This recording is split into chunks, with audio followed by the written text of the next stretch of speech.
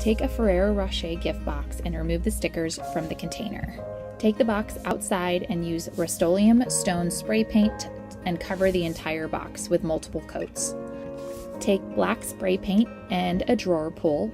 Cover the entire thing with black paint. Allow time to dry before handling. Take clear cement glue from Dollar Tree and attach the drawer pull to the top center of the gift box.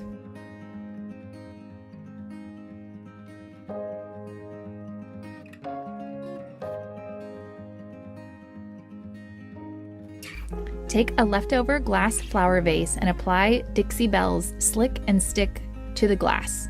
Allow little time for this to dry. Add drywall spackle with a putty knife all over the vase in a horizontal direction. Let it dry overnight.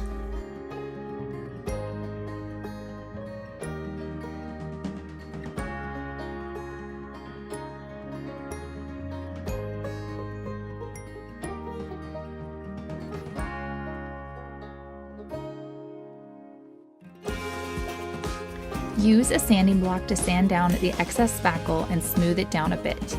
Make sure the dust is off of the vase before moving into painting. Use white chalk paint of choice and a paintbrush to apply all over the rough surface. Use different shades of brown chalk paint along with the white and add a little bit of gold craft dust to add more texture and to give this vase a faux terracotta look.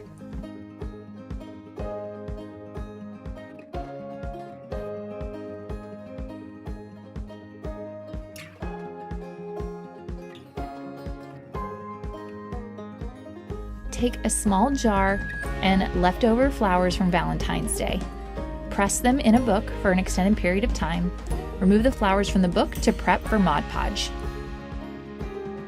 Use Mod Podge and a paintbrush to attach flowers to the outside of the jar. Allow time for the glue to dry completely. Add more coats as needed.